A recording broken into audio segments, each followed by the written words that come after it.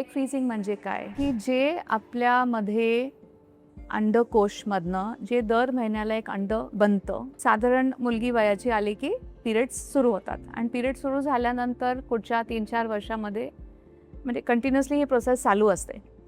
पण ही अंडी जेव्हा साधारण 25 ते 30 मध्ये सगळ्यात जास्ती फर्टाईल असतात, हेल्दी असतात आणि 35 एज नंतर त्या एगची क्वालिटी आणि क्वांटिटी कमी होते. मग जर आपल्याकडे एक सायंटिफिक पद्धत आहे, मेडिकल पद्धत आहे, ज्याच्याने आपण ती अरेस्ट करू शकतो, ती प्रोसेस अरेस्ट करू शकतो, सिक्युअर करू शकतो आणि त्या अंडकोशमधनं ते अंडी काढून आपण त्याच वयाचं म्हणजे जर आपण 25 वर्षाला केलं की ते अंड 25 वर्षाचं, बाई भले 35 याची आहे. सो ती अंड आपण फ्रीज करतोय आणि ते पूर्ण मेडिकली करतोय. तुम्ही बेसिक मुळात एग फ्रीजिंग कुठल्या वयाला करताय ह्याला खूप महत्त्व आहे. तुम्ही जर 35च्या आधी करताय तर तुमची एग क्वालिटी अँड क्वांटिटी खूप छान असेल. म्हणजे 28 वर्षाची मुलगी जिला काही मेडिकल प्रॉब्लेम्स नाही आहेत वर्सेस 34 इयर ओल्ड मुलगी ज्याला थोडा PCOD आहे, यांची एग क्वालिटीच बदलणार ना. मोस्टली लोकांना असं वाटतं की IVF आणि एग फ्रीजिंग हे सिमिलर आहे. एग फ्रीजिंग हे IVFचा फर्स्ट हाफ स्टेज आहे. सो आपण जर IVF घेतलं तर आपल्याला अंडी बनवायची आहेत, अंडी पिकवायची आहेत, अंडी कलेक्ट करायची आहेत. हे एग फ्रीजिंग झालं. पण ते फ्रीजिंग म्हणजे फ्रीज करायचे. IVFमध्ये त्याच वेळेला जेव्हा अंडी तयार असतात तेव्हा पार्टनरचा स्पर्म त्याला मिक्स करतो आणि त्याच्यामधनं रिझल्ट्स जे येतात म्हणजे स्पर्म आणि एग जेव्हा मिक्स होतो त्याचं बाळ बनतं, एम्ब्रिओ बनतो. मग ते 2 सायकलचं असेल, मग ते 4 सायकलचं असेल, मग ते 16 सायकल म्हणजे एग्स मल्टिप्लाय होऊन जातात, त्याला एम्ब्रिओ म्हणतो. आणि ते जेव्हा एम्ब्रिओ साधारण day 3 to day 4 to day 5चे झालं तेव्हा ते फ्रीझरमध्ये ठेवतात, त्याला एम्ब्रिओ फ्रीजिंग. सो जर तुमच्याकडे स्टडी पार्टनर असेल, जर तुम्हाला माहिती आहे की तुम्ही ह्याच माणसाबरोबर पुढे हे करणार असाल, so embryo freezing is more guarantee that it will work.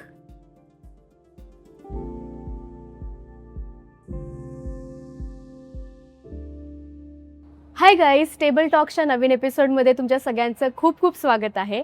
आणि आजचा आपला टॉपिक आहे एग फ्रीजिंग. एग फ्रीजिंगबद्दल आपण डिटेल डिस्कशन करणार आहोत या एपिसोडमध्ये. आणि हे डिस्कशन करण्यासाठी आपल्यासोबत आहेत डॉक्टर मीता नाखरे मॅम, ज्या सिनियर गायनेकोलॉजिस्ट आहेत आणि त्यांनी 10 वर्ष लंडनमध्ये प्रॅक्टिस केली आहे आणि त्यानंतर 25 वर्ष पुण्यात प्रॅक्टिस केली आहे. So welcome ma'am. नमस्कार. Yes. Thank you Sakshi. Thank you for all the viewers. Bol Bhidu च्या तर्फेने thank you for inviting me. Yes. So ma'am, आपण ऑडियन्सना नीट करण्यासाठी आपण एक झोन वाईज किंवा एक टॉपिक वाईज जाऊया, सो दॅट ते हळूहळू एक्सप्लेन करत जाऊया. सो फर्स्टच माझं क्वेश्चन आहे की आजकाल एग फ्रीजिंग म्हणजे एवढं चर्चेत आहेत, पण ते एक्झॅक्टली आहे काय? सो बेसिकली आपण थोडं हे जाऊया की आधीच्या काळामध्ये मुलगी वयाची यायची, मग तिचं काय जे शिक्षण होणार आहे करते ती करायची, मग लग्न व्हायचं, मग मुलं व्हायची. आता कन्सेप्ट्स चेंज झालेत. थोडंसं आईवडिलांनाही वाटतं की आपली मुलगी शिकावी, मोठी काहीतरी ऑफिसर बनावी, डॉक्टर बनावी, काहीतरी तिच्यामध्ये तिचं स्वतःचं कर्तव्य असावं, राईट. तर ह्या सगळ्यामध्ये काय होतं की 12वीची परीक्षा देणाऱ्या मुली 18 वर्षाच्या असतात साधारण.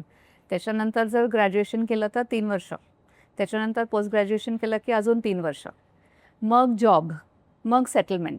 म्हणजे साधारण 28पर्यंत तर ती शिक्षणच होत असते किंवा जॉब करत असते. मग आपल्या सगळ्यांना हे माहिती आहे की जे आपलं बायोलॉजिकल एज आहे, बायोलॉजिकल एज म्हणजे की आपण जसं दिसतो तसं नाही, पण आपलं जे खरं वय आहे ते काही ऑर्गन्सला अफेक्ट जास्ती करतं. Okay, right.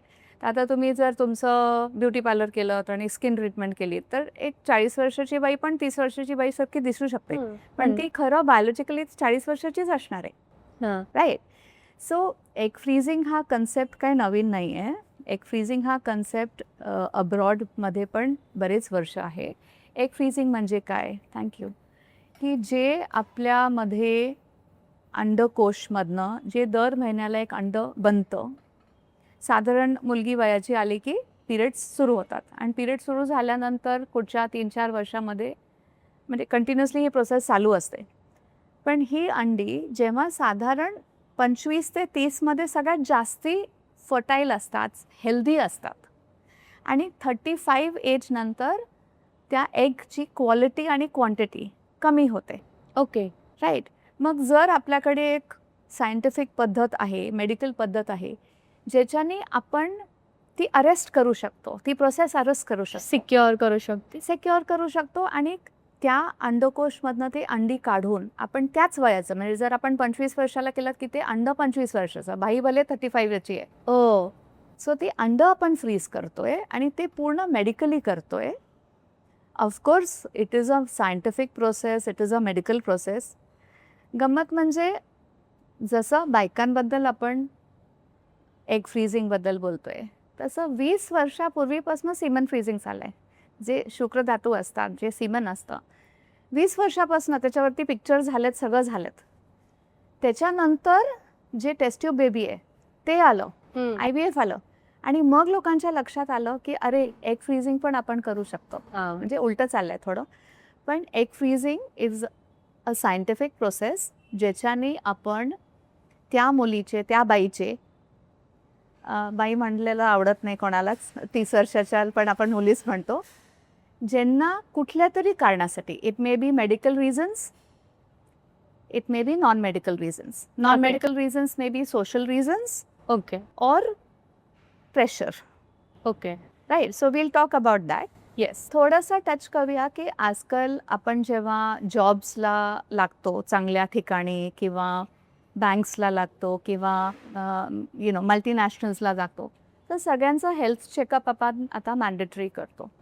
आणि कधी कधी त्या हेल्थ चेकअप्समध्ये पण असं काहीतरी आढळून येतं की बाबा एक बेसिक सोनोग्राफी केली त्याच्यामुळे तिला काहीतरी सिस्ट निघाली किंवा एंडोमेट्रियोसिस निघालं किंवा मोठ्याले काहीतरी फायब्रॉइड्स निघाले किंवा काय निघालं. आणि पेशंट किंवा women are also now educated की माझ्या गर्भाशयाच्या शेजारी काहीतरी आहे अंडकोशमध्ये, मग मला पुढे जाऊन फर्टिलिटीबद्दल काय प्रॉब्लेम नाही ना. So their own awareness is there, number 1. Second thing is की समजा का तिला कळलं की मेडिकली मला काहीतरी प्रॉब्लेम आहे. अनफॉर्च्युनेटली कॅन्सरचा रिस्क पण एजमुळे वाढले.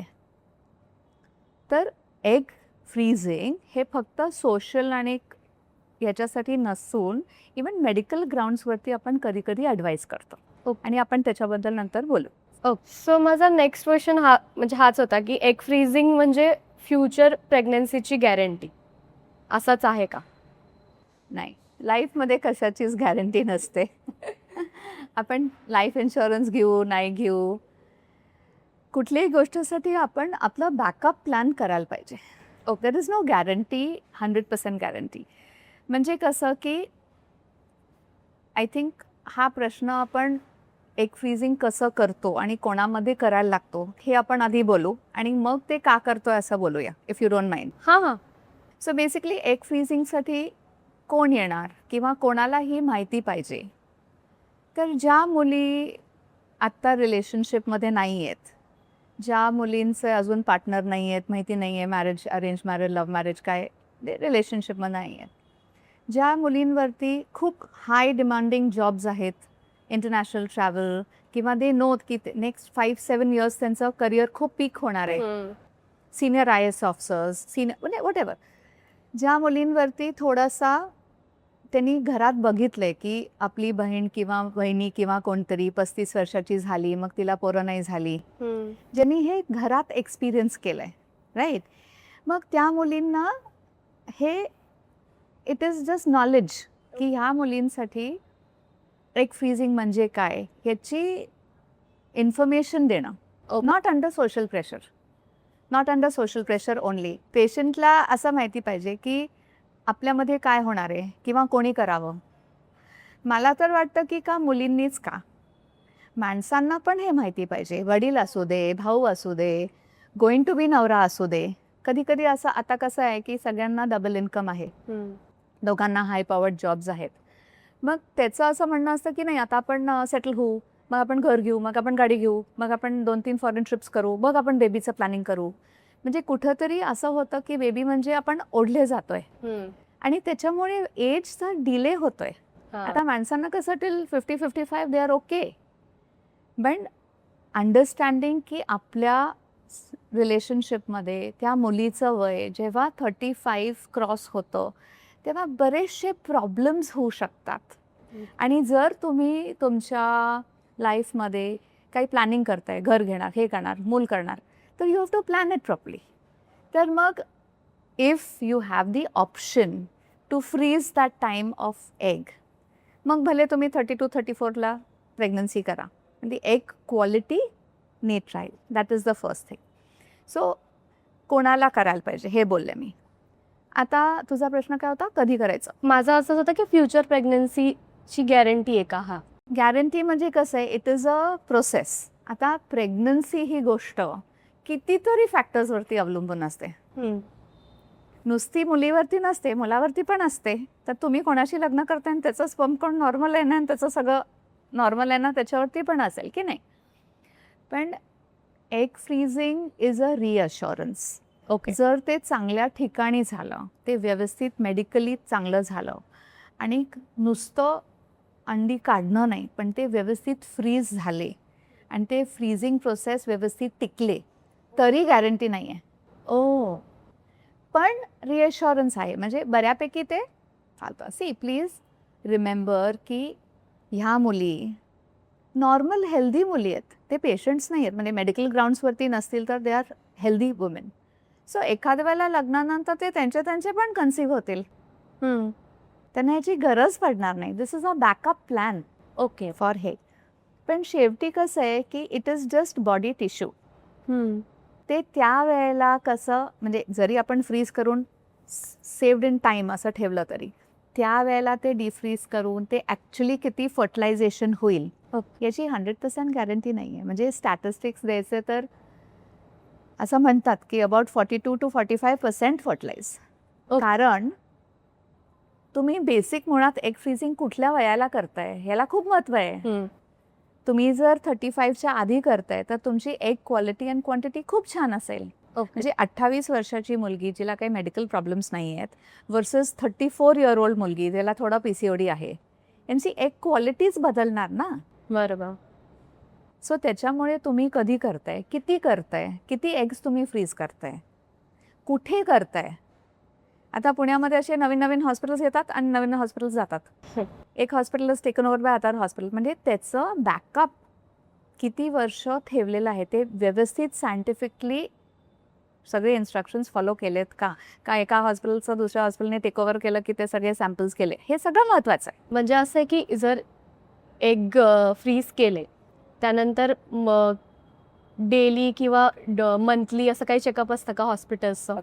सो आपण बेसिक एग फ्रीजिंग हे काय आहे ह्याची थोडीशी प्रोसेस करूया. की समजा आता एक 32 वर्षाची मुलगी काय प्रोस्पेक्टिव्ह मल्टीनॅशनलमध्ये छान VPच्या पोस्टवरती पोचली आहे, तिला करिअर प्लॅनिंग करायची आहे, लाखोमध्ये कमवती आहे, सगळं छान आहे, दिसायला छान आहे, वागायला छान आहे, स्पोर्ट्स वुमन आहे, पण पार्टनर नाही आहे, नवरा नाही आहे आणि तिला कुठेतरी इच्छा आहे की मला पुढे जाऊन मुलं हवीत.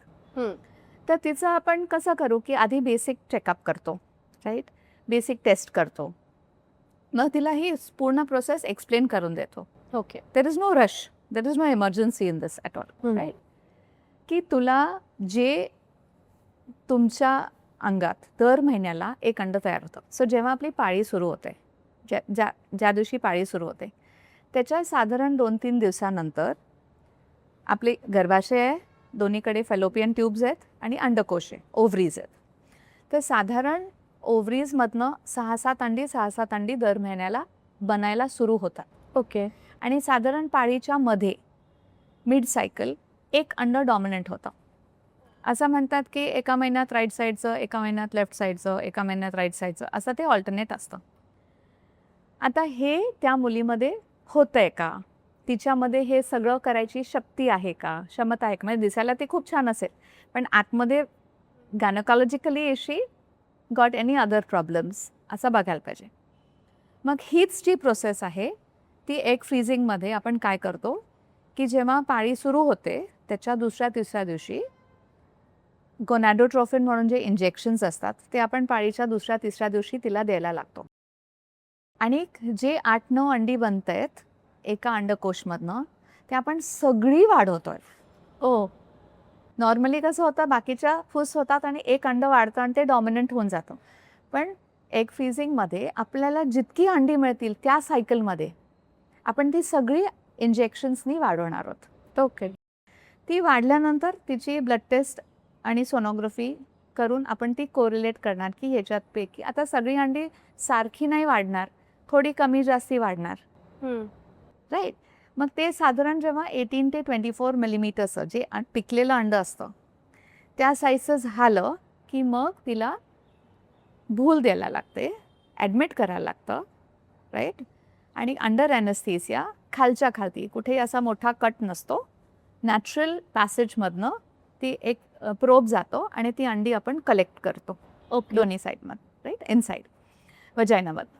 आणि ती कलेक्ट करून ते सायंटिफिक प्रोसेसनी ते मीडियामधनं जाऊन ती अंडी स्टोअर होतात. ओके. हे कलेक्शन झालं. How much eggs we need to fertilize? So we need 1 egg to fertilize to make 1 baby, but we try and get as many good Okay. quality eggs. Okay. आता हे collection झालं, हा एक भाग झाला. Collect किती अंडी झाली ते आपण फ्रीज करून टाकतो. सो फ्रीजिंग हा दुसरा भाग झाला. त्याच्यानंतर तिला जे आपण हार्मोन्स दिलेत पहिल्या 14 दिवसामध्ये पाळीच्या स्टिम्युलेट करायला, म्हणजे जे एक अंड बनायला पाहिजे ते आपण 13, 14, 15 अंडी बनवतोय. बरोबर. ही जी कपॅसिटी आहे ती वुमेन टू वुमेन चेंज होणार. काही वुमेनमध्ये जर 40 वर्षाची बाई आली तर ती 2च अंडी बनवणार. जर 35 वर्षाची बाई आली ती 3-4 अंडी बनवणार. 28 वर्षाची बाई आली तर 10 अंडी बनवेल. सो हे एग्स कलेक्ट केल्यावरती मग ते नेक्स्ट 15 डेजमध्ये ती कूल डाऊन होते. ते सगळे हार्मोन्स जे तुम्हाला दिले ते सगळे एव्हरीथिंग इज नॉट हार्मोन्सनी तुम्हाला इफेक्ट होणार पण साईड इफेक्ट पण होणार. बरोबर. कूल डाऊन करतो, राईट. आता इथे कुठे कुठे काय काय चुकू शकतं तेही सांगते. जर तिचं व्यवस्थित काउन्सिलिंग केलेलं नाही आहे आणि तिला माहितीच नाही आहे की पुढे माझ्या मैत्रिणींनी केलं म्हणून मला पण एग फ्रीजिंग करायचं आहे, असं फॅशनेबल आहे, माझ्याकडे आहे 2-3 लाख रुपये, मला एग फ्रीजिंग करायचं आहे. It is not a spa treatment, it is a medical treatment. Please understand that. म्हणजे एक्स्ट्रीम झालेत लोक. बरोबर. तिने केलं म्हणून मला करायचं आहे, पण बाकीचा बॅकअप आहे का? सो फर्स्ट थिंग इज की इज शी फिजिकली आणि emotionally stable? Okay. Emotionally also? ह्या सगळ्याला तुम्ही विचार करा जेव्हा तुम्ही हार्मोन्स घेताय, जेव्हा तुमची यू नीड थोडासा स्टॅबिलिटी ना, इमोशनल स्टॅबिलिटी ना. You need a friend, you need a partner, you need a mother, you need a father, you need somebody who can also help you, right. जरी तुम्ही financially अगदी independent आहात आणि तुम्हाला सगळं स्वतः करायचं आहे, पण you need a emotional support. why are you doing this? Because you don't have a partner today. You're doing it because your partner doesn't want a baby today. So you need to have that emotional cushion around you. Then the mind rules the body. Automatically if a patient has emotional support, her responses will be much better. ती छान व्यवस्थित response देईल तुम्हाला. दुसरी गोष्ट, हे जे गोनाडोट्रोफिनचे injections आहेत ते लोकल मार्केट मेड आहेत, मेड इन इंडिया आहेत आणि मेड इंटरनॅशनली आहेत. त्याच्यावरनं ते कॉस्टिंग फिरतं. Made in India is good with some side effects. International जे मायक्रोनाइज्ड गोनॅडोट्रोफिन्स आहेत त्याला कमी साईड इफेक्ट्स आहेत, पण साधारण एका इंजेक्शनची 12-15 हजारांनी कॉस्ट वाढते. सो ह्या सगळ्या गोष्टी तिला सांगितल्या पाहिजेत. ओके. तिला जे सुटेबल असेल तेच द्यायला पाहिजे. सगळ्या गोष्टी रिस्पॉन्स बघायला पाहिजे. सी मेडिसिनमध्ये 2+2 इज नेव्हर 4. आपल्याला डॉक्टर म्हणून किंवा काउन्सिलर म्हणून तिला गाईड करायला पाहिजे की अगं हे चालत नाही आहे, तुझ्यामध्ये रिस्पॉन्स कमी आहे, आपण हे बदलून बघूया का, आपण हे ॲड करूया का. 1+3, 4-0 काय तिला what is best for your patient you have to see, right. कधी कधी अतिरेक होतो, द्या इंजेक्शन्स, मग ते ओव्हर स्टिम्युलेट होतात. Which is a medical emergency. त्याला ओव्हेरियन हायपर स्टिम्युलेशन सिंड्रोम म्हणतात, OHSS. आणि पेशंट इतकी स्टिम्युलेट होते की ती ICUमध्ये जाते. So there is a drawback. म्हणजे you have to be in moderation असं मला सांगायचं आहे. आता आजकाल with newer techniques and newer monitoring असं कमी होतं, पण patient should know all this before she starts her journey, right. हे एक भाग झाला. मग ठीक आहे, तुम्ही ऑपरेशन थिएटरमध्ये जाता, खूप चांगला डॉक्टर असेल, ते सगळं अंडी काढली, अंडी फ्रीज केली. इश्यू तिथे संपत नाही, राईट. तुमची अंडी आता त्या फ्रीझरमध्ये आहेत. हां.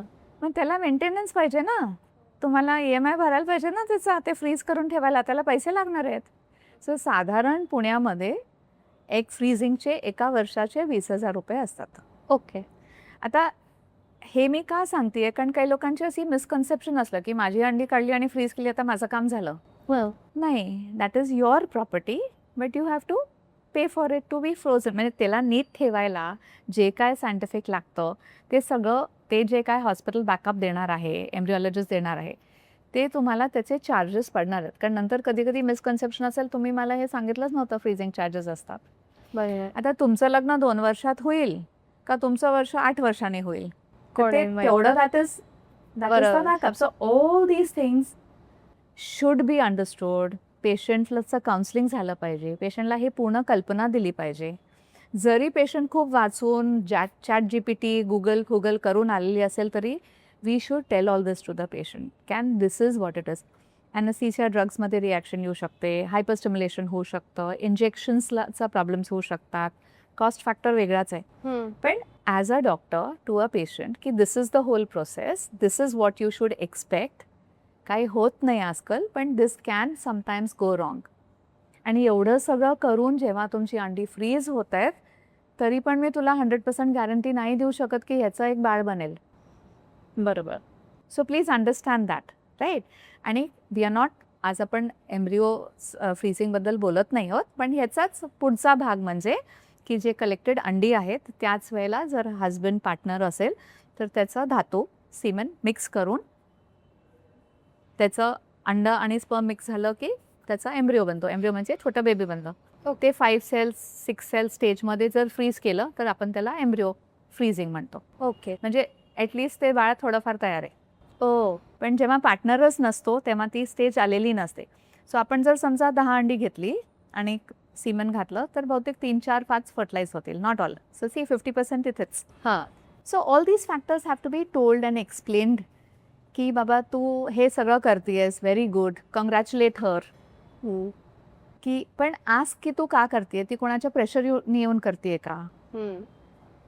आणि थोडंसं ना सोशली आता कसं झालंय की आता फॉल्स रिअश्युरन्स पण नको आहे आपल्याला, की मी आता अंडी माझी सेव्ह करून ठेवली आहेत, आता पुढे काय नाही, मला काय, माझं काम झालंय असं, म्हणजे मी 40ला आई होईन. नाही, दॅट इज ऑल्सो रॉंग. म्हणजे अतिरेक नको की 30 एजला मी एग्स फ्रीज पूर्णपणे रिलाय नाही राहिला हां, पाहिजे. नाही. आणि मग आता नकोच ना, डिलेच करते ना, मग मला काय, आता माझी अंडी आहेत बरोबर. असं पण नको. ओ. मदरहूड हे सगळं तुम्ही का करताय, आई बनायला करताय, पेरेंट बनायला करताय. सो त्याचा पण एक काहीतरी महत्त्व ठेवा, अंडरस्टँड दॅट. सो फॉल्स रिअश्युरन्स पण नको. येस.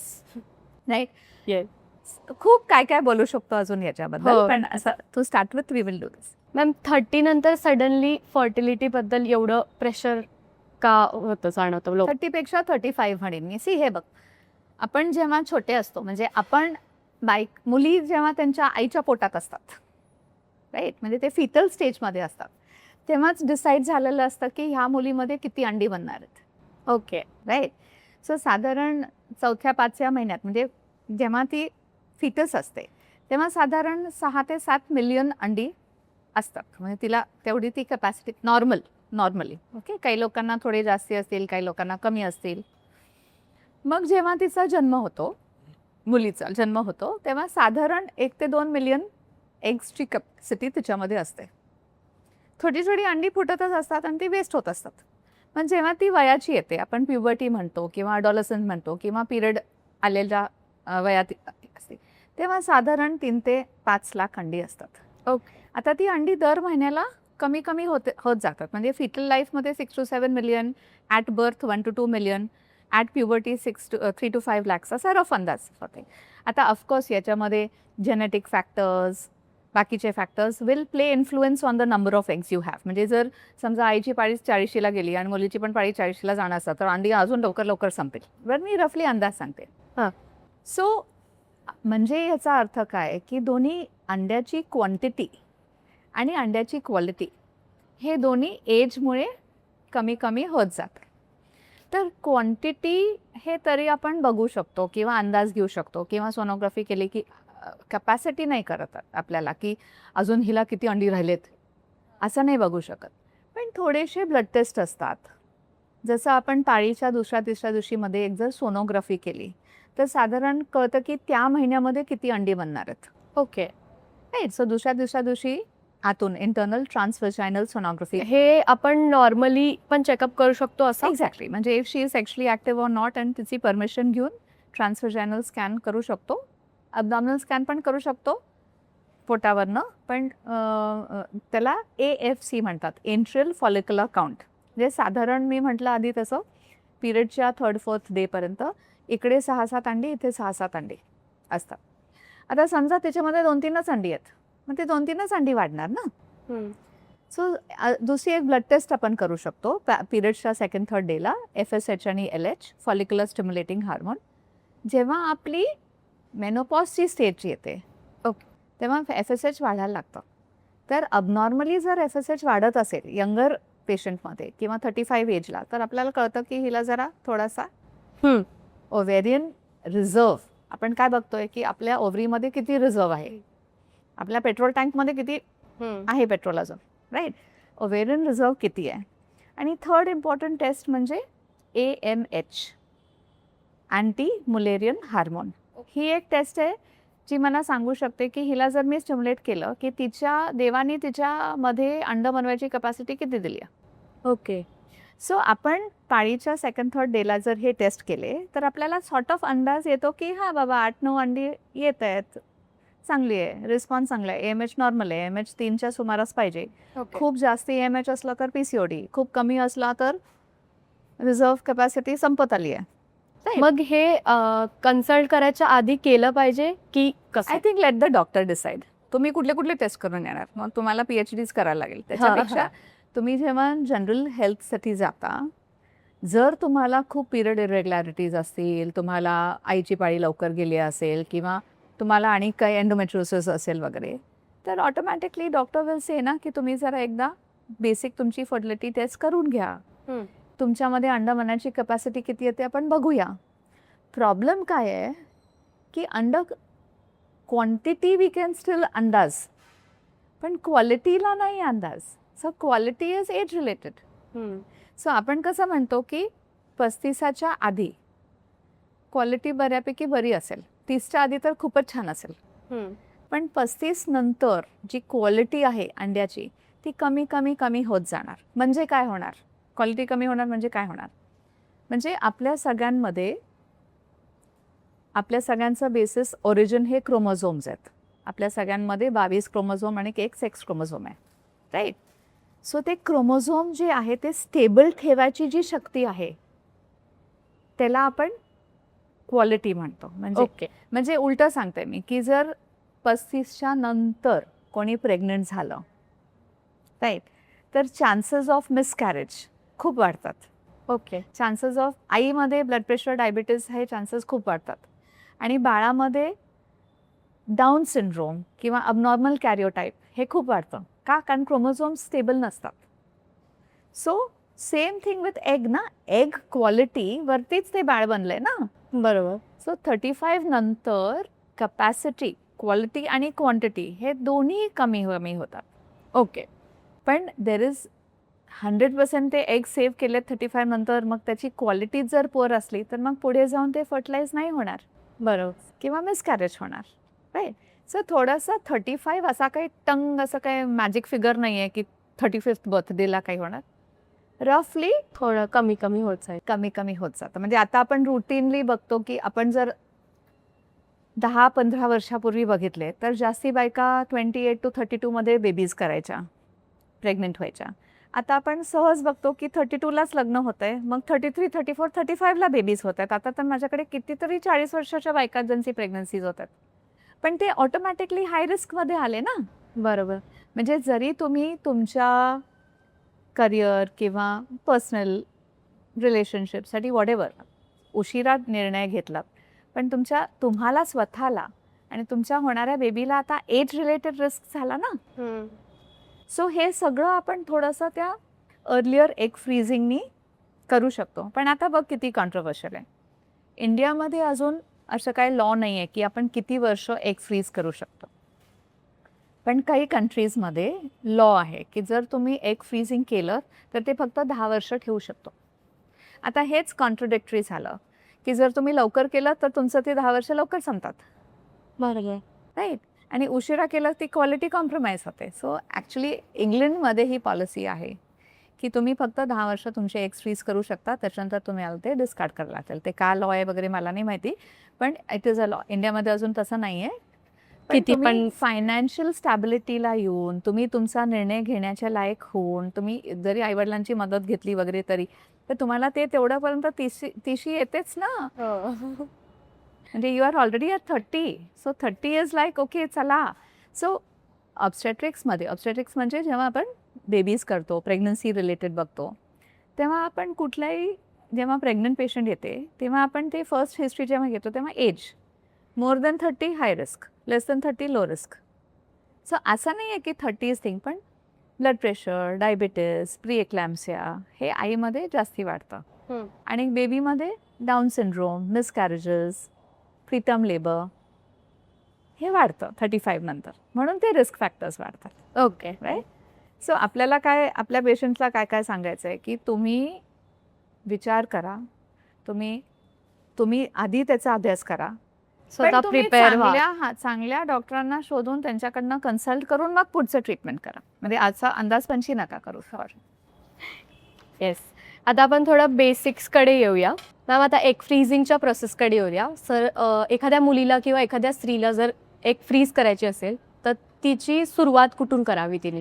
सुरुवात म्हणजे जेव्हा पेशंट तुमच्याकडे येते, अजून आता तुमच्यामुळे पब्लिक अवेअरनेस सुरू झाला आहे, right. So I should congratulate all of you की तुम्ही स्वतः पब्लिक अवेअरनेस करता. पण ह्या गोष्टी बऱ्यापैकी टॅबू आहेत अजून इंडियामध्ये. अजून असं ओपनली कोणी बोलत नाही. आणि जरी कोणाला असं करायचं असेल तरी ते कुठनं तरी काहीतरी माहिती काढून असं ओपनली आपण अजून त्याला एक्सेप्ट अजून करत नाही. But it's changing. म्हणजे जे 10 वर्षापूर्वी आपण बोलायचो ना ते आता आपण तरी बोलतोय. हो. आणि hopefully it will become more and more. So patient किंवा मुलगी किंवा स्त्री किंवा बाई जी कोण तिला करायचं आहे तर तिने एकदा जनरल चेकअपला यावं. सी नुसतं तिला एग फ्रीजिंग करायचं आहे म्हणून मी फक्त एग फ्रीजिंग करीन असं नाही. Patient is a whole, right. मग तिचे व्ह्यूज काय आहेत, तिला किती माहिती आहे, तिची बॅकग्राऊंड हिस्ट्री काय आहे, ओके, राईट. तिचं हाईट वेट काय आहे. आपल्या सगळ्यांचा एक BMI इंडेक्स असतो, बॉडी मास इंडेक्स असतो, की आपली जितकी हाईट असेल, समजा मी 5'3" आहे तर my weight should be 5'3". That is the best for fertility. Okay. Okay. नुसतं एज नाही, एज इज इम्पॉर्टंट, बट मग तिला बाकीचे काही फॅक्टर्स आहेत का, तिला थायरॉइड आहे का, तिला शुगर आहे का, म्हणजे मेटाबॉलिकली ती स्टेबल आहे का, तिचे जे बेसिक रुटीन ब्लड टेस्ट असतात जनरल चेकअपसाठी, हिमोग्रॅम की ती खूप अनिमिक आहे, 6 हिमोग्लोबिन असं नाही, हिमोग्रॅम, ब्लड शुगर, थायरॉइड. मग फर्टिलिटी टेस्ट की तिचं पाळीच्या दुसऱ्या तिसऱ्या दिवशी FSH, AMH हे कधी करू शकतो. आणि एक बेसिक सोनोग्राफी की ती आतून ठीक आहे ना. सोनोग्राफी म्हणजे पोटाची आणि ओटीपोटाची सोनोग्राफी. हे झाल्यानंतर पेशंटचं काउन्सिलिंग केलं जातं की तू का करतेयस. Patient should understand why she is doing. आता कसं आहे की जर तुमची कॅपॅसिटी कमी असेल, राईट, आपण कुठली औषध दिल्यानंतर त्या पेशंटचा त्याला रिस्पॉन्स कसा होतोय. Every patient will give you a different response. It won't be the same response. So you may want to change the medicine to get a better response, पण एखाद्याला रिस्पॉन्सच येत नाही. बरं. सो असल्या वेळेला पेशंटला आधीच आपण सांगतो की यायला पाहिजे रिस्पॉन्स, पण जर आला नाही तर हीच गोष्ट तुला परत 2-3दा करायला लागू शकते. हो. म्हणजे एक पुलिंग म्हणतो त्याला आपण. म्हणजे माझ्याकडे एक पोलंडची बाई येते, शी इज ऑलमोस्ट 39 to 41 आणि काहीतरी कारणामुळे ती नाही येऊ शकली. मग 1 वर्ष गेलं त्याच्यामध्ये. तर पहिल्या वेळेला आपण फक्त 2 एग्स कलेक्ट केले होते. मग आता ह्या वेळेला परत 2-3 एग्स. म्हणजे तिचं म्हणणं आहे की माझे एक साधारण 6-7 अंडी तरी असू देत. Quality we don't know, but quantity.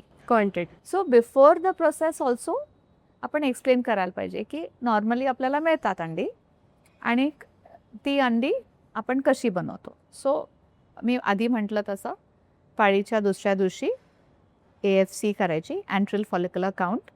Normal जर पेशंट असली तर तिला 6 ते 8 अंडी एका साईडला, 6 ते 8 अंडी एका साईडला असतील. आणि आपला जॉब आहे की हे सगळ्या एग्सला वाढवायचं, राईट. सो त्याच्यासाठी जे दिलेले इंजेक्शन्स असतात त्यांना गोनॅडोट्रॉफिन्स असं म्हणतो.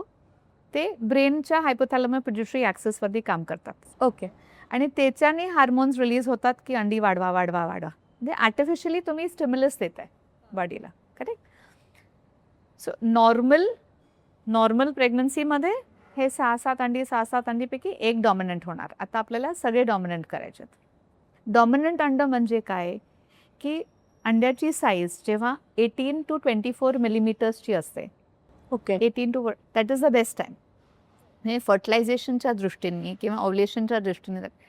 मग आता तुमच्या शरीरामध्ये नॉर्मली एक अंड 18 to 24 होतं आणि आपण आता इथे सगळेच करतोय. सर थोडासा तेवढे इंजेक्शन्स द्यायला पाहिजेत, तेवढा रिस्पॉन्स आला पाहिजे. हे कशावरती अवलंबून असणार? तिचं बॉडी मास इंडेक्स, तिला थायरॉइड आहे का, तिचा त्या इंजेक्शनवरती रिॲक्शन काय आहे, तिची good and bad side effects काय आहेत. खूप ओटीपोट फुगल्यासारखं वाटतंय, थोडं ब्लोटिंग वाटतंय, थोडं इमोशनल वाटतंय, खूप असं टाईट वाटतंय, वर्सेस ते इंजेक्शन काम करतंय की नाही. बरोबर. म्हणजे पुअरर क्वालिटीचं इंजेक्शन, कारण हे इंजेक्शन सगळे एक स्पेसिफिक टेम्परेचर रेग्युलेटेड असतात. तर असं तुम्ही एवढ्या 40 डिग्रीच्या उन्हामध्ये ते इंजेक्शन्स घेऊन फिरू शकत नाही. इट विल बिकम पाणी. त्याचा रिस्पॉन्सच येणार नाही, वेस्ट जाईल ते इंजेक्शन, बरोबर. राईट. नेक्स्ट थिंग म्हणजे की आपल्याला रिस्पॉन्स जर चांगला मिळाला तर सगळे अंडी काही एकत्र वाढणार नाहीत, हळूहळू वाढणार. मग आपण तो असा दिवस मोजतो की Wien maximum eggs can be collected from both sides. So timing. मग ती म्हणणार नाही मला जॉबमध्ये मला प्रॉब्लेम आहे. नाही, now focus. So before you start treatment you tell की पुढचे 14 ते 18 दिवस माझे, मी जेव्हा तुला बोलवीन तेव्हा तू सोनोग्राफीला ये, तेव्हा तू इंजेक्शन घे. आणि ह्या सगळ्या इंजेक्शन्स पेशंट घरी घेतं स्वतः. आम्ही त्यांना शिकवतो कसं घ्यायचं. So it's very simple. म्हणजे अगदी छोटंसं. आणि आता इतकं छान पेनसारखे इंजेक्शन्स आलं, तितकं बारीक, केसांपेक्षा बारीक निडल असते, तेवढीच जाते. पेशंट स्वतः घरी इंजेक्शन्स घेतात. ओके. म्हणजे अगदी जर घाबरत असेल तर जवळच्या हॉस्पिटलमध्ये जाऊन घेऊ शकतो. पण हे स्टिम्युलेशन झालं. अतिरेक झाला तर हायपर स्टिम्युलेशन होईल. पण लेट्स टॉक अबाउट नॉर्मल. मग ज्या दिवशी ती सोनोग्राफीला येते तेव्हा आपल्याला कळतं की एवढी अंडी पिकलेली आहेत. मग आपण प्लॅन करतो की कुठल्या दिवशी एग कलेक्शन करायचं. So first thing is stimulation. First thing is general health. Then is stimulation. Then is egg collection. Egg collection हे प्रोसेस म्हणजे अंडी कलेक्ट करतोय आपण. ही गोष्ट शॉर्ट जनरल ॲनेस्थेसिया, त्याला भूल लागते, भुलेचे डॉक्टर लागतात, एक हॉस्पिटल सेटिंग लागतं. आणि जिथं तुम्ही एग कलेक्शन आणि फ्रीजिंग करणार आहोत त्याच हॉस्पिटलमध्ये. असं तुम्ही एग्स इथनं कलेक्ट करून दुसरीकडे नाही पाठवू शकत. Everything has to be done under one roof. Okay. कारण it's a very scientific process, right. Egg कलेक्शनच्या दिवशी पेशंट उपाशीपोटी सकाळी ॲडमिट होते. It is day surgery. आणि एक भूल दिली जाते. खालच्या खालती नॅचरल वेजायनल पॅसेज म्हणून असा एक प्रोब जातो. सोनोग्राफीचं मशीन असतं आणि आपण बघतो आणि आपण त्याच्यामधनं अंडी अशी काढतो. आणि ते फुल सायंटिफिक प्रोसेसनी ती अंडी त्या हॅमएफ्टेम मीडियामध्ये जाऊन ते एम्ब्रियोलॉजिस्टकडे जाऊन ते फ्रीज होतात. हेच विचारणार होते की पेनफुल असतं का? भूलच दिली आहे ना तुम्हाला. त्याच्यामुळे तुम्ही जेव्हा जागे होता तेव्हा असं. आणि याच्यासाठी आपण थोडंसं ब्लॅडर फुल करतो म्हणजे पटकन दिसतं. आपण जेव्हा सोनोग्राफी करतो तेव्हा फक्त ब्लॅक अँड व्हाईट इमेजिंग असतं. तेव्हा आपण जर थोडीशी ब्लॅडर फुल ठेवली तर आम्हाला विंडो दिसतो असतो. तर थोडंसं ओटीपोट दुखणे. कारण शेवटी तुम्ही सर्जिकल प्रोसेस करताय ना त्याच्यावरती. म्हणजे जरी पूर्ण भूल दिल्यावरती पेशंट इज अंडर ॲनेस्थेसिया. सो तिला तेव्हा काहीच दुखत नाही. प्रोसेस झाल्यानंतर पेशंटला रूममध्ये शिफ्ट केल्यानंतर साधारण 1-2 तासांनी खायला प्यायला देतो. एकदा पेशंटने युरिन पास झाली आणि पेशंट कम्फर्टेबल असली तर पेशंटला अँटीबायोटिक्स एक देतात, पेनकिलर एक देतात आणि पेशंट घरी जाते. So she can go back to work the next day. Okay. असं नाही की तुम्हाला.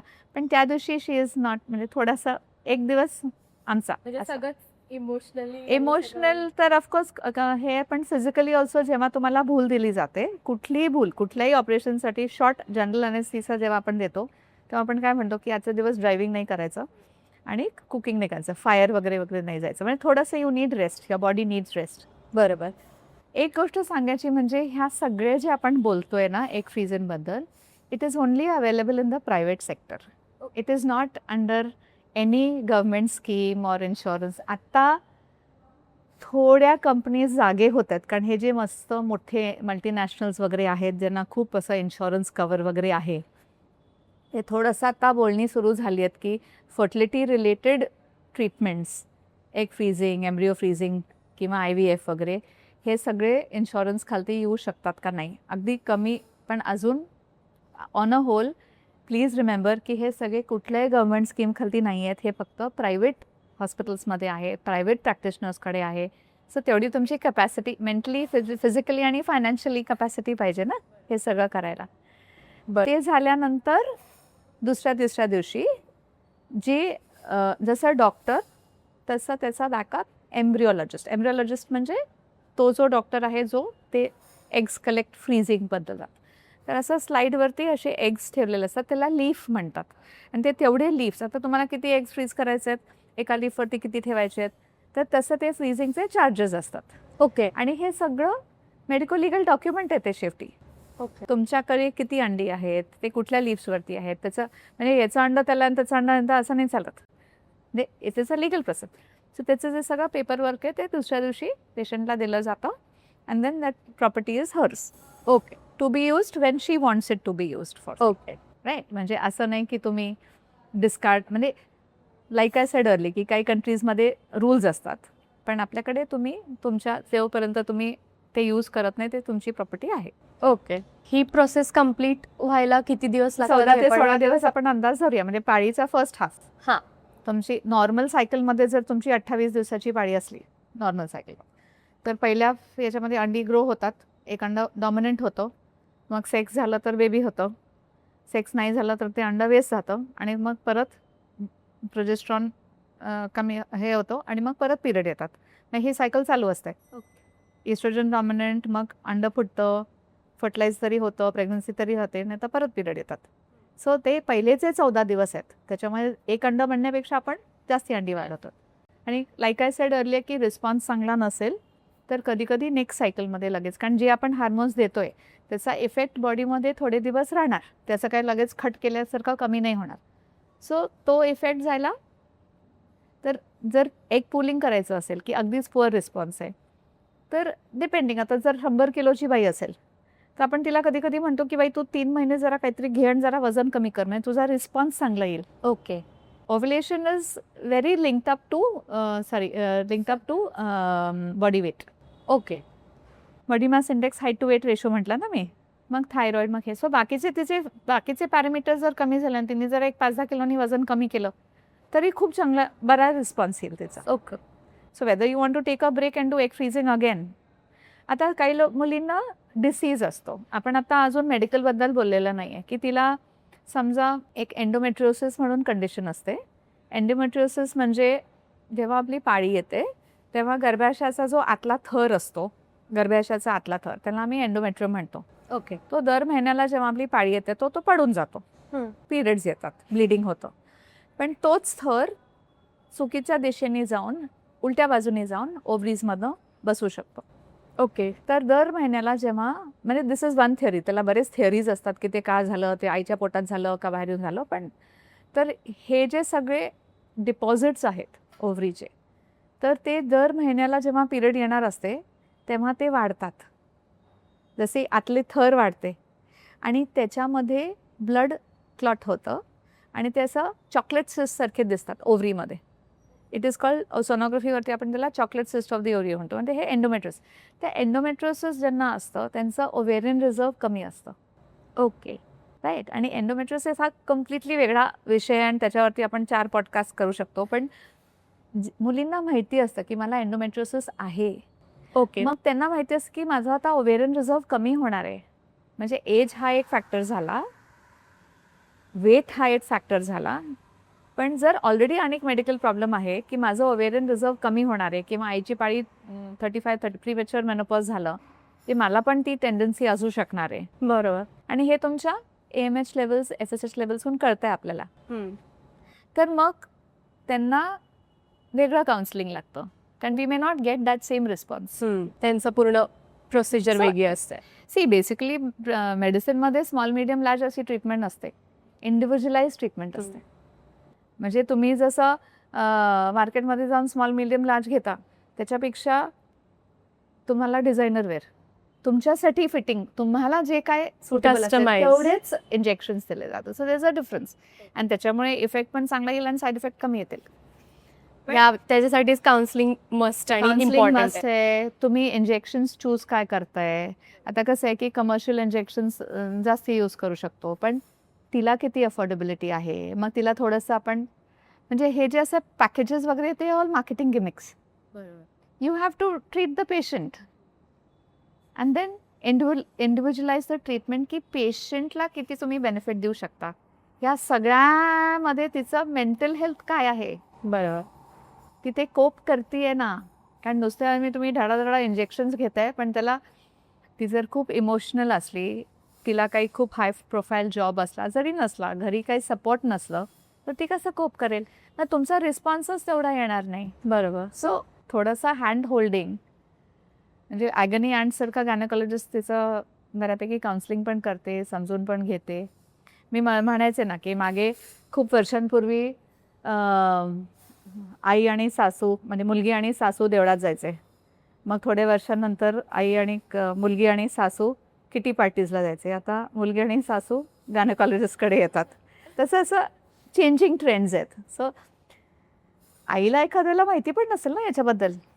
तुम्ही असा विचार केला की मुलगीला करायचं, मुलीला करायचं आहे, तिने वाचलंय, तिने शिकली आहे, ती 30 वर्षाची झाली आहे, खूप छान प्रोफाईल जॉब आहे आणि ती आईला म्हणते की मला आता पुढचे एवढे पैसे ह्या डॉक्टरांकडे जायचं आणि एग फ्रीजिंग करायचं आहे. आणि आईबद्दल तिला तिच्याबद्दल काहीच माहिती नाही आहे, कारण आईने असा कधी विचारच केला नाही की अशी अंडी पण फ्रीज होतात. तिच्या पण दृष्टीने तो एक आजार आहे मे बी. आजार आहे, टॅबू आहे, पण तिला ॲक्च्युअल सायंटिफिक एक्सप्लेनेशन पण माहिती नाही. नाही आहे की असं काहीतरी असतं. म्हणजे ते खूपदा मला येऊन विचारतात की म्हणजे असं तुम्ही करू शकता, असं असतं का पुण्यामध्ये, असं करू शकता पुण्यामध्ये का, त्याला लंडनला जायला पाहिजे. म्हणजे कारण अवेअरनेस कमी आहे ना.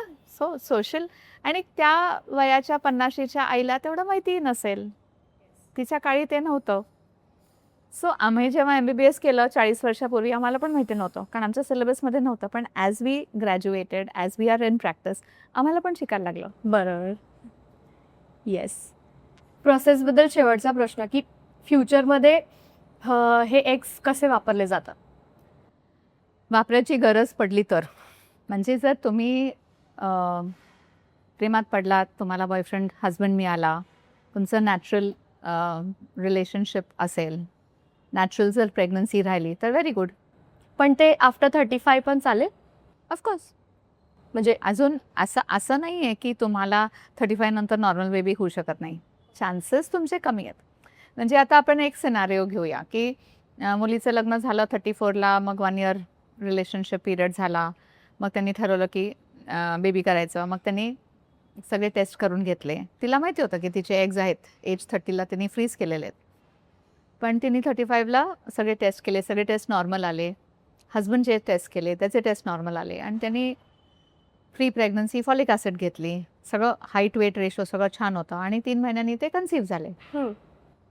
आणि जे आपण प्रेग्नन्सी राहिल्यानंतर जे टेस्ट करतो की डाऊन सिंड्रोम नाही ना, हे नाही ना, ते नाही ना, सो आपण एग फ्रीज करतोय, आईचं वय नाही फ्रीज करत आहोत. सो जेव्हा प्रेग्नन्सी राहील तेव्हा आईला जे प्रॉब्लेम्स होणार आहेत प्रेग्नन्सीमुळे, तर तरी त्याचं अंड 30 year old freeze egg frozen असेल का तिचं आत्ताचं अंड असेल, तिला ते प्रॉब्लेम्स होणारच आहेत, ब्लड प्रेशर, डायबिटीस वगैरे. पण जे बाळाला प्रॉब्लेम्स होऊ शकतात, फिटसला, मिसकॅरेजेस, डाऊन सिंड्रोम, ते तर रिस्क 35ला वाढणारच. पण आता आपण सगळ्याच प्रेग्नन्सीजला टेस्ट करतो की नाही ना डाऊन सिंड्रोम वगैरे. आणि ही जर प्रेग्नन्सी कंटिन्यू झाली तर she will have a normal healthy baby. Okay. पण समजा ही 35 इयर ओल्ड कपल जे एक मिसकॅरेज झालं, दुसरं मिसकॅरेज झालं, हजबंडचं सीमन एकदम नॉर्मल आहे, बाकी काही फॅक्टर्स नाही आहेत, मग आपण काय म्हणतो की age of the egg is an issue, then she can fall back on her reserve. बरोबर. Right. So that is a reserve. म्हणजे तुम्ही तुम्ही नॅचरली ॲडवाईस करताय की तुम्ही फर्स्ट नॅचरलीच हे करा आणि नंतर मग ट्राय नॅचरली. आता तू बघ ना, इन्सिडेन्सेस जर आपण बघितले तर हार्डली 40% पण खूप कमी ॲक्च्युली लोक येऊन अजून आधी तर अजून कन्सेप्ट खूपच नवीन आहे.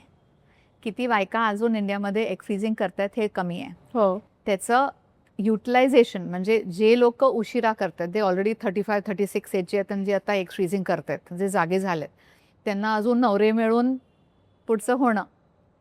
एखाद्याला ती 40शीची होईल आणि ती म्हणेल मला नाही करायचं बाळ, आय एम हॅपी, मी खूप इंडिपेंडंट झाली आता.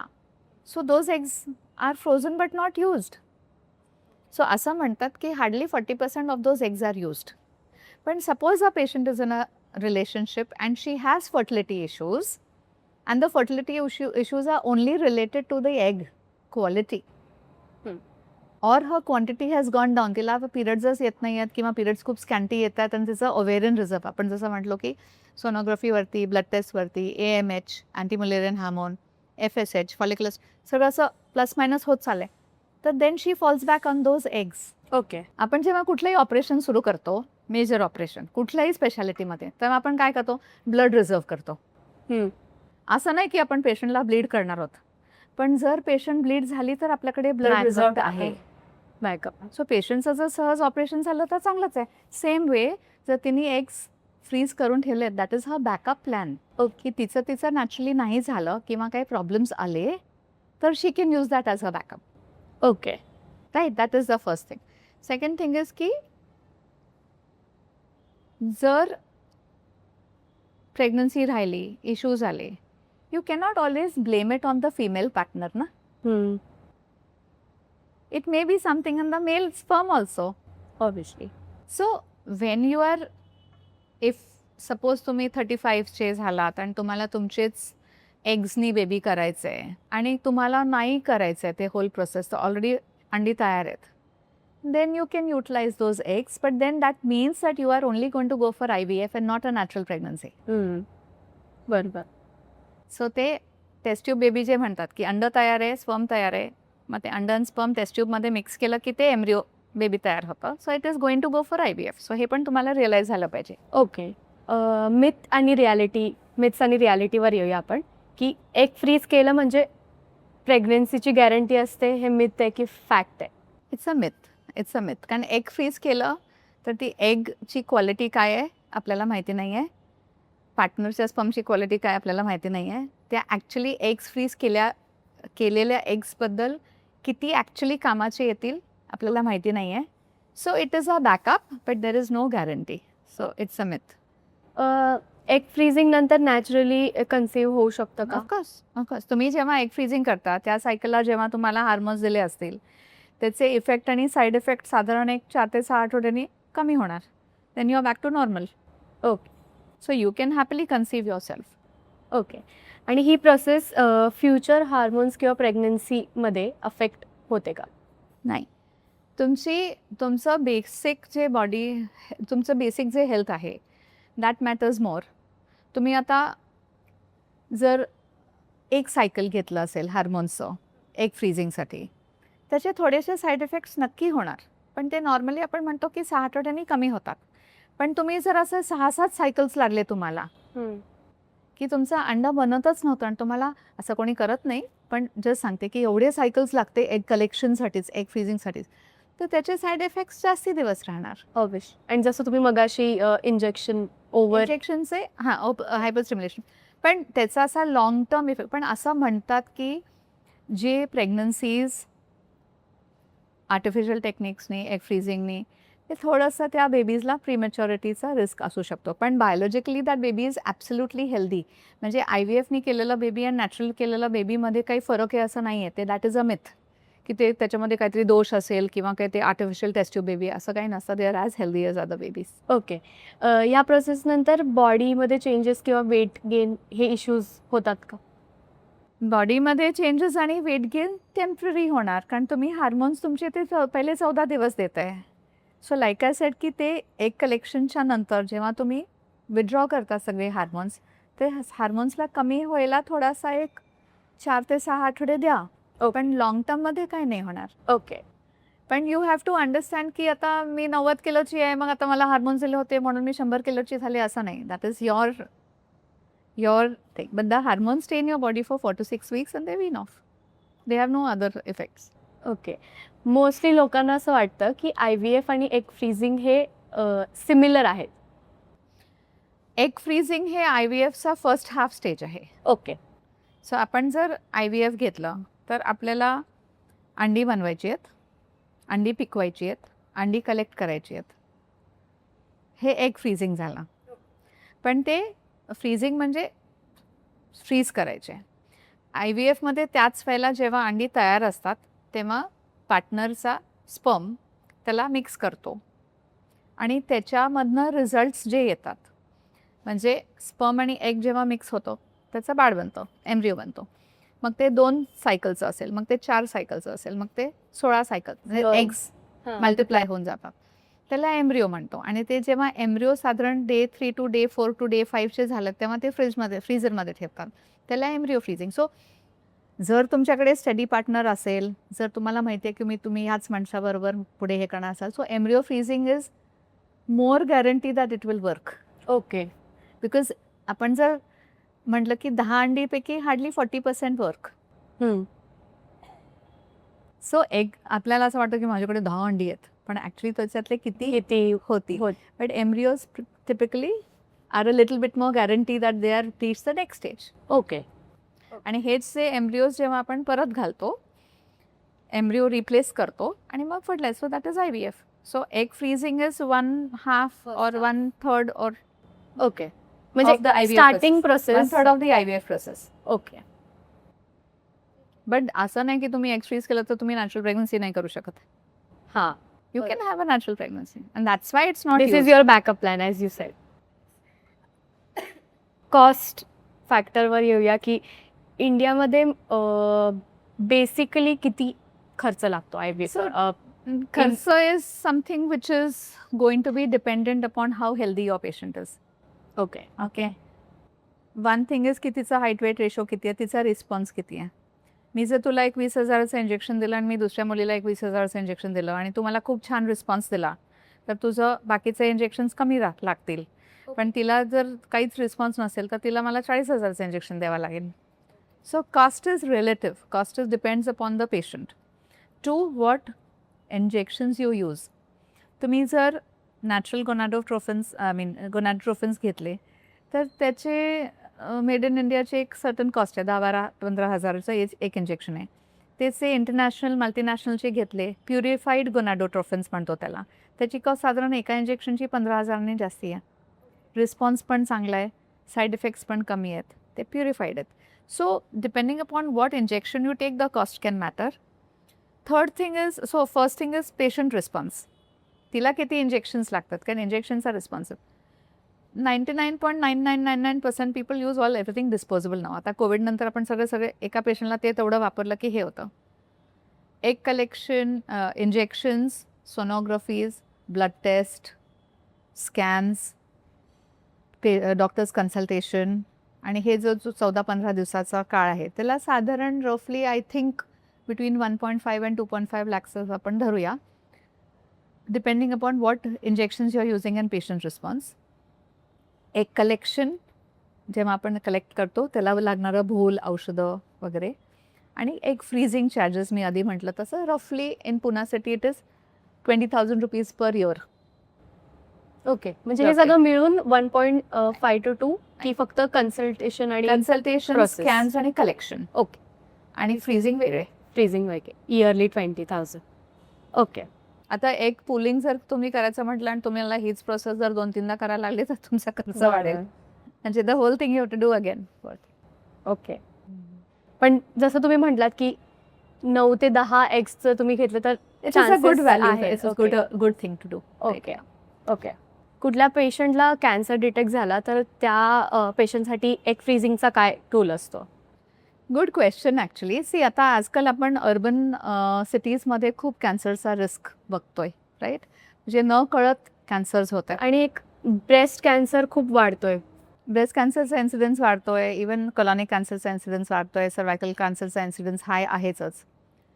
तर काही काही कॅन्सर्स हार्मोन डिपेंडंट आहेत आणि काही कॅन्सर्स नॉन हार्मोन डिपेंडंट आहेत. फॉर एक्झाम्पल आपण घेऊया की ब्रेस्ट कॅन्सर. तर ब्रेस्ट कॅन्सर हा हार्मोन डिपेंडंट आहे. हार्मोन डिपेंडंट म्हणजे जे तुमचे हार्मोन्स इस्ट्रोजन आणि प्रोजेस्ट्रॉन तुमची ओव्हरी बनवतीये त्याच्या बेसिसवरती तो कॅन्सरचा रिस्क वाढतोय. बरोबर.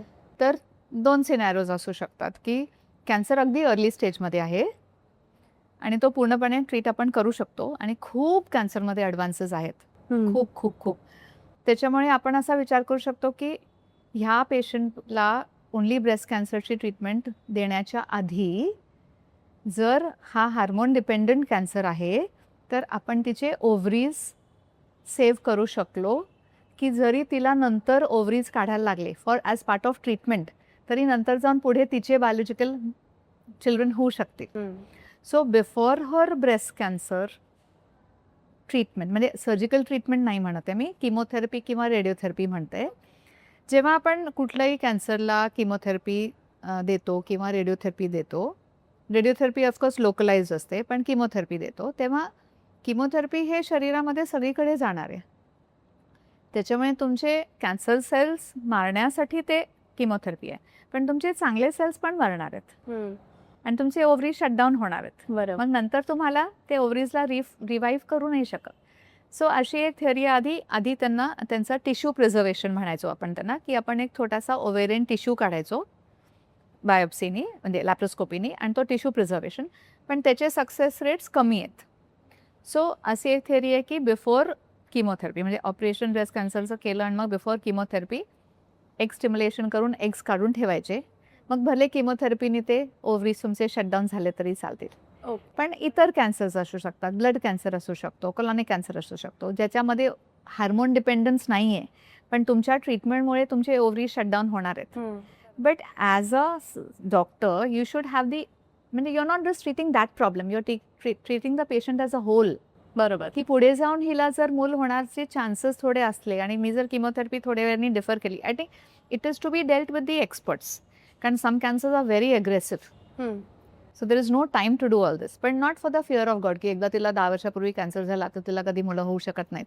ते जग आता बदलतं आहे की आपण जर ओव्हेरियन प्रिझर्वेशन किंवा एग प्रिझर्वेशन केलं तर तिच्या बायोलॉजिकल चाइल्ड तिला होऊ शकतं first in future. But this has to be done by experts okay. After discussion की what is more important. If the cancer is so aggressive that her life is at stake, there is no question of children. So it has to be dealt with experts. म्हणजे असं सहज तुम्ही की तिला झालं म्हणून मला पण करा असं नाही करू शकत. बरं. ठीक आहे. प्रोसेस ही फेल होऊ शकते का हा क्वेश्चन होता पण as you said फेल की- होऊ शकते म्हणजे कमी अंडी मिळू शकतात किंवा कधी कधी आपण सायकल अबॅन्डन करतो. समजा आपण ओव्हुलेशन स्टिम्युलेशन सुरू केलं आणि काहीच रिस्पॉन्स नसेल पेशंटचा फॉर वॉट एव्हर रिझन. आता ऑटोइम्युन डिसीजेस खूप वाढल्यात. ऑटोइम्युन डिसीजेस म्हणजे की तुमचे स्वतःचेच सेल्स तुमच्याच सेल्सला खायला लागतात. थायरॉइडमध्ये पण असतं की तुमचेच सेल्स विचित्र वागतायत की तुमच्याच सेल्सला खाऊन टाकतात. So autoimmune diseases skin diseases असतात, थायरॉइड डिसीज. पण autoimmune diseases or even other times patient is just not giving response. की तुम्ही आपलं 40,000चं इंजेक्शन दिलं म्हणून तुम्हाला रिस्पॉन्स मिळेलच असं काही गॅरंटी नाही आहे. तर त्यावेळेला it is better to abandon cycle. आपण पेशंटला समजवतो की हे बघ एग फ्रीझिंगमध्ये जेव्हा सोनोग्राफी होते तेव्हा पेशंटलाही दिसत असतं की किती अंडी वाढतात आणि तुम्हालाही दिसत असतं की पेशंट नाही. तो जमाना आता गेला की आम्ही डॉक्टर तुम्ही पेशंट तुम्ही आमचं ऐकायचं नाही. Patient is equally intelligent and understanding. तुम्ही एक्सप्लेन करू शकतात की हे बघ रिस्पॉन्सच नाही आहे, आपण एवढं सगळं केलं आहे, याच्यापेक्षा जास्ती रिस्पॉन्स येणं हे तुला हार्मफुल आहे. तर let us stop this cycle, cool down, try another injection next month or 2 months later. So response न येणं this is abandon of the cycle. Or sometimes other things happen like we had a thing where she had an accident or some other medical problem, she had an asthma attack. Like I said की other things can also. तुम्ही फक्त egg freezing करता म्हणजे बाकीचे सगळे ऑर्गन्सला दुर्लक्ष करून असं नाही करू शकत. So there are issues with the patient. She doesn't want to continue treatment, she has financial crisis, change her job, she is moved cities. म्हणजे खूपदा असे असतात की खूप वर्ष पेशंट तुमच्याकडे असते पण तिची आता ट्रान्सफर बँगलोरला झाली आहे. इट्स नॉट प्रॅक्टिकल नो की दर 2 दिवसांनी ती तुमच्याकडे येईल. आणि ती तुमच्याकडे तिथे सोनोग्राफी करून तुम्हाला रिपोर्ट पाठवून, so you are dependent on somebody else's reports to guide her. So many things can happen for thing. Okay. So असं यू हॅव टू अडॅप्ट. एक म्हणजे ज्यांची ट्रीटमेंट वगैरे चालू असेल, काय म्हणतात त्याला, मेंटली किंवा मेंटली स्टेबल नसेल ती बाई, पण तिला एग फ्रीज करायचे, तर तुम्ही हे कोण कितपत ठरवणार? If she has the mental ability, म्हणजे तिला तिचं हक्क हा एक गोष्ट वेगळा, तिला स्वतःला बघता येतंय, ठरवता येतंय, म्हणजे त्याचा मिसयूज होत नाहीये ना. सोशल प्रेशर खालती की काही झालं तरी या बाईचं बाळ असलं पाहिजे असं नाहीये ना. So if she has the mental capacity की नाही, मला कळतंय, मला थोडंसं काय आणि डिप्रेशन आहे, काय सिझोफिनिया आहे, काय आहे, पण मला माझे एग्स फ्रीज करायचे आहेत, हे तिच्या स्वतःमध्ये ॲबिलिटी आहे की ती तिचं डिसिजन घेऊ शकते, एवढी तरी नॉर्मल पाहिजे ती. ओके. राईट. ओके. आणि हे का करतोय हे सगळ्यात मोठी गोष्ट आहे.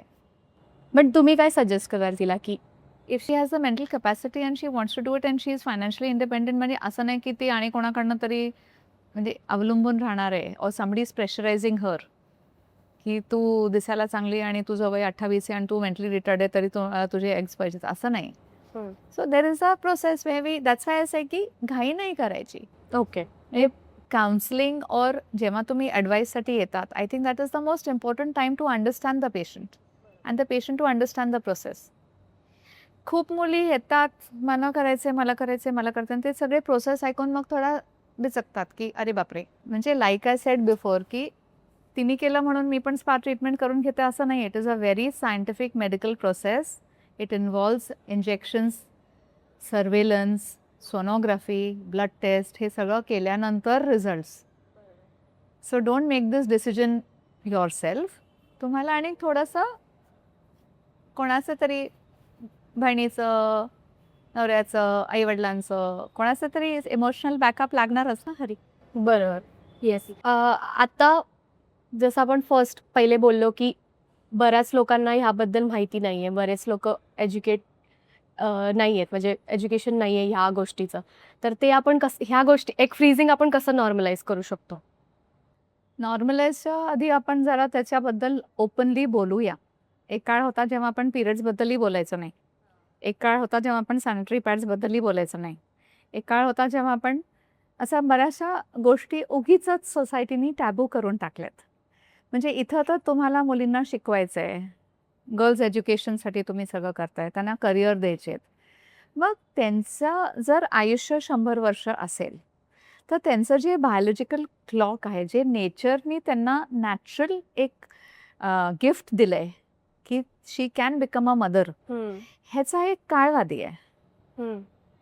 तुम्ही 10वीतली परीक्षा पहिली देऊ शकत नाही आणि 10वीतली परीक्षा अगदी कमी लोक 40शीला देतात.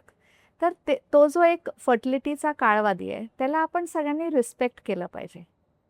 सो त्याचं अवेअरनेस हे आलं पाहिजे आणि त्याला टॅबू करून नाही चालणार की म्हणजे काय, girls should be equal to boys. No, it is apples and oranges. Girls are girls, boys are boys. म्हणजे हा जो बेसिक म्हणजे कॉम्पिटिशन ही एक गोष्ट. आता तुम्ही बघाल की 10th and 12th स्टँडर्डचे रिझल्ट्स दरवर्षी आपण पेपरमध्ये वाचतो की मुलींनी एवढे टक्के मार्के मारले, पण खरं आज पुण्यामध्ये forget abroad and international and all, किती नंबर 1 पोझिशनमध्ये बायका आहेत? हार्डली. जर तुम्ही कुठल्या मी एका मल्टीनॅशनल एका हॉस्पिटलमध्ये ट्रस्टी बोर्डावरती होते, 13 पुरुष 1 बाई. How many actually reach the top? का? कारण तुम्ही त्या ह्याच्या चक्रव्यूहामधनं कधी बाहेरच पडत नाही. So social pressure, social etiquettes हे कोणी केलेत? सोसायटीने केलेत. बरोबर. तुम्ही जर त्याला थोडासा इम्पॉर्टन्स दिला की नाही बाबा, मुलगी शिकणार, ती हे करणार, तिला जर हवं असेल तर तिला मूल व्हायला पाहिजे. मग तिचं जर ते फर्टिलिटी म्हणजे तिचं जे मोस्ट फर्टाईल पिरियड आहे तिच्या 100 वर्षांमध्ये, त्याला आपण तेवढाच इम्पॉर्टन्स दिला पाहिजे. सोसायटीने इम्पॉर्टन्स दिला पाहिजे. त्याला टॅबू करून नाही चालणार. मग ती एकटी कशाला यायला पाहिजे कन्सल्टेशनला? बरोबर. तिचे घरची लोकांनी, तिच्या पार्टनरनी, तिच्या कामाच्या लोकांनी ते सपोर्ट केलं पाहिजे. म्हणजे जसं आता आपण म्हणतो की बऱ्याचशा मल्टीनॅशनल्समध्ये क्रेश कंपल्सरी आहे की तुम्हाला जर मेटर्निटी बेनिफिट्स आहेत तर तुमच्या बेबीची सोय म्हणजे तसं तुम्हाला हे विंडोचं रिअलायझेशन ओपनली करायला पाहिजे. त्याचं ॲक्च्युली त्याला सेलिब्रेट करायला पाहिजे की अरे वा, she is thinking about motherhood, she is thinking about her fertility. It is not her individual problem. आत्ता कसं आहे की अरे बापरे, मलाच बघायला पाहिजे. जे फायनान्शियली इंडिपेंडंट असतात तेच बघू शकतात. खूप कमी लोक त्यांना याच्यासाठी फायनान्स देतील. बरोबर. म्हणजे मॉनिटरी फायनान्स आणि इमोशनल सपोर्ट हे दोन्ही पाहिजे तिला. So public awareness, public education की बाबा ही अशी अशी गोष्ट आहे. मुलींना साधारण 25 ते 35च्या मध्ये, 25 इज टू अर्ली, पण maybe between 30-35 is the right age. Give them the option की तुम्ही एग फ्रीजिंग करू शकता. त्यांना माहिती द्या, काय असतं ते समजून द्या. देन ऑफकोर्स एकदा अवेअरनेस आला की डिटेल्डमध्ये सांगण्याची गरज नाही. You can always go to your gynaecologist or any fertility consultant आणि ते सांगू शकतील तुम्हाला डिटेल्स. म्हणजे तुम्हाला त्याच्याबद्दल माहिती असलं तर सांगू शकतील. That is one. Second thing is, आपण हे सगळं का बोलतोय? Piece of माइंडसाठी. सो त्या मुलीला जर ते पीस ऑफ माइंड हवं असेल तर ती त्याच्या मागे लागून ते घेणारच ती. पण ते पीस ऑफ माइंड घेताना जर तिने तिच्या इनर कोर सपोर्ट सिस्टम घरी आणि जॉबमध्ये, म्हणजे मला आता 14 दिवस मी एग फ्रीजिंग करणार आहे, मला थोडं कमी असाइनमेंट्स द्या, माझे हे 14 दिवस फार महत्त्वाचे आहेत, मला येण्या जाण्याचं व्हॉटएव्हर तुम्हाला जे सपोर्ट आहे, वर्क फ्रॉम होम करा, व्हॉटएव्हर इट मे बी, असे काही लॉज आणि हे नाही आहेत. तर आपण जर सेन्सिटायझेशन केलं लोकांचं, एखाद्या वेळेला त्या मेल मॅनेजरला माहिती पण नसेल बाबा ही काय बोलतीये, 50-60 वर्षाच्या माणसाला मी कधी हे ऐकलं नाही, भलतंच काहीतरी करते एग फ्रीजिंग वगैरे. So awareness, education, reality check, हे तिन्ही गोष्टी for the patient, for the family, for the partner, for the work place, for society. Do you think की आता आम्ही जेव्हा स्कूलमध्ये होते तेव्हा ते सॅनिटरी पॅड कसा यूज करावा ह्याच्यासाठी सेमिनार्स असायचे, तर डू यू थिंक की एग फ्रीजिंगबद्दल कॉलेजमध्ये किंवा ऑफिसेसमध्ये अशी काही may be little seminars- bit older ना, म्हणजे आता अजून ट्रेडिशनली इंडियामध्ये आता अजून चाइल्ड मॅरेजेस चालू आहेत आणि इथे 40शीला पण बायकांना. So we have become the land of extremes. पण I think may be in the 20s, म्हणजे जेव्हा तुमचं जॉब प्रोफाईल आता cervical cell vaccine, sex education, good touch, bad touch, हे सगळं आपण 8वी-9वीमध्ये करतो. असं नाही आहे की 10वी ते 12वी जी कोण मुलगी सायन्स घेते तिला थोडंफार फर्टिलिटीबद्दल माहिती असतं. आपण बेसिकली आपल्या हेल्थबद्दल इम्पॉर्टन्सच देत नाही. तिथेच प्रॉब्लेम आहे. आपण जर आपल्या हेल्थबद्दल, आपल्या हेल्थमध्ये फर्टिलिटी हा एक इश्यू आहे, याच्याबद्दल तेवढं स्वतःला इम्पॉर्टन्स दिलं तर ऑटोमॅटिकली तुम्ही त्याच्याबद्दल हे करणार. पण openly speaking will definitely help. So may be the ladies in their career women or women in their early 20s can have some idea. Late 20s definitely have an idea. Early 30s definitely कुठून सांगा त्यांना. पण काही गोष्टी कशा असतात की ज्या लोकांना त्याच्याबद्दल माहिती हवी असते ते कुठनं तरी शोधून काढतात. बरोबर. आपलं जॉब काय आहे की आपलं जॉब हे टॅबू नाही आहे, हे गर्लच्या पीस ऑफ माइंडसाठी आहे, हे असं फायनान्शियल ड्रेन नाही आहे, हे बॅकअप प्लॅन आहे, हे गॅरंटी नाही आहे. पण पुढे जाऊन जर इश्यूज झाले तर आपल्याकडे काहीतरी बॅकअप होल्ड आहे, हे समजून देऊन ज्यांना करायचं असेल त्यांनी करावं. म्हणजे इट इज अ व्हेरी म्हणजे तुम्ही गॅरंटी द्याल का डॉक्टर? नाही. आणि जे म्हणतात की 100% मी गॅरंटी देतो त्यांना आम्ही असं समजवतो की एखाद्याला तिची गरज पण नाही पडणार, तो तुझीच प्रेग्नंट होऊन येशील. मग कोणी करावं? का करावं? हा परत आपला फर्स्ट क्वेश्चन. बरोबर. सोशल प्रेशर खालती करावं का मेडिकल प्रेशर खालती करावं, का तुम्ही तुमच्यासाठी करताय ॲज युअर बॅकअप प्लॅन, की मला कळतंय माझी एज 30 to 35 आहे, पुढे जाऊन मी 35, अनफॉर्च्युनेटली अजूनही 35 नंतरच मुली येतात. कारण पण by the time egg quality is poorer ना. So timing also has to be importantly. So good clean information. मला असं वाटतंय की most doctors are giving good information and knowledge, but we should not become judgemental. हे तू करच, तुझा decision. That is her decision, that is her power. And जर ती म्हणाली की मला एवढं नाही कळत आहे, तुम्ही माझ्या आईवडिलांशी बोलात का, कारण शेवटी फायनान्शियल पण सपोर्ट लागतो ना हे सगळं करायला. सो असं नाही आहे की तुम्ही जाऊन कॉस्मेटिक सर्जरी करून येते. सो थोडंसं awareness is the awareness education for peace of mind as a backup plan with no guarantee. Okay. So it is important to understand the whole system. आणि मला असं वाटतं की सगळ्या बायकांना असं यंग यंग यंग दिसायचं असतं. म्हणजे आपण इतका वेळ स्पाजमध्ये, पार्लर्समध्ये, ड्रेसिंग सेन्समध्ये घालवतो की आपल्याला सगळ्यांना यंग दिसायचं असतं. तर ॲक्च्युली एक ट्रीटमेंट आहे जिथे तुमचे ओव्हरीज आम्ही यंग ठेवतोय, हां. पण त्याच्याबद्दल माहिती लोकांना कमी आहे. So let's use this as an opportunity to make awareness of people who need help. Yes, Yeah. बरोबर. शेवटचा प्रश्न एकच आहे मॅम, की ज्या मुली ह्या एग फ्रीझिंगबद्दल विचार करतायत त्यांना तुम्ही काय ॲडवाईस द्याल? ज्या मुली एग फ्रीझिंगबद्दल विचार करतायत त्यांना मी आधी सांगेन की हा विचार तुम्ही स्वतः केला का, तुमच्यावरती सोशल प्रेशर आलं का, तुम्ही फायनान्शियली खूप इंडिपेंडंट झालात म्हणून विचार करताय, तुम्हाला स्वतःला पुढे जाऊन आई व्हायचं आहे ना. Some people don't have it, म्हणजे त्यांना नसतंच हे, मग कशाला करायचं. म्हणजे बॅकअप प्लॅन म्हणून सुद्धा if you don't want a baby only then why do it for thing. First तुमचं जनरल हेल्थ सांभाळा. तुमचं हेल्थ चांगलं असेल, म्हणजे तुमचा जर फर्टिलिटी हा एक ॲप असला तुमच्या फोनवरती, पण तुमचा फोनच चार्ज नसता तर तो ॲप कधीच उघडणार नाही. तर तुमचं जनरल हेल्थ सांभाळा. चांगल्या सेंटरमध्ये जाऊन सगळी इन्फॉर्मेशन गॅदर करा, ती इन्फॉर्मेशन प्रोसेस करा. बेस्ट टाईम तुम्हाला जे काय वाटेल तुमच्या लाईफमध्ये और एक्सपर्ट्सनी जे काय तुम्हाला सांगितलं असेल त्याच्याबद्दल पूर्ण माहिती काढा आणि मग त्याच्यामध्ये एम्बार्क करा. पण जेव्हा तुम्ही ते प्रोसेसमध्ये एम्बार्क करता, तुम्ही सुरू करता, मग ते 14 ते 16-18 दिवस पूर्णपणे ऐका डॉक्टरांचं, म्हणजे अर्धवट करू नका, म्हणजे दॅट इज वर्स फॉर यू. बरोबर. आणि it is a simple process, relatively simple, relatively less complications, relatively harmless in terms, but it is giving you peace of mind and a backup plan for yourself. म्हणजे so स्वतःसाठी थोडासा विचार करून definitely it's a good idea doing it. Thank you ma'am. खूप सोप्या पद्धतीने तुम्ही सगळ्या गोष्टी क्लिअर केल्या. So thank you so much. बोल भिडू ऑल द व्हेरी बेस्ट, की असेच खूप छान छान कार्यक्रम करा. नमस्कार. थँक्यू. सो आजच्या या टॉपिकबद्दल मॅमने आपल्याला खूप सोप्या पद्धतीने एक्सप्लेन केलं आहे सगळं.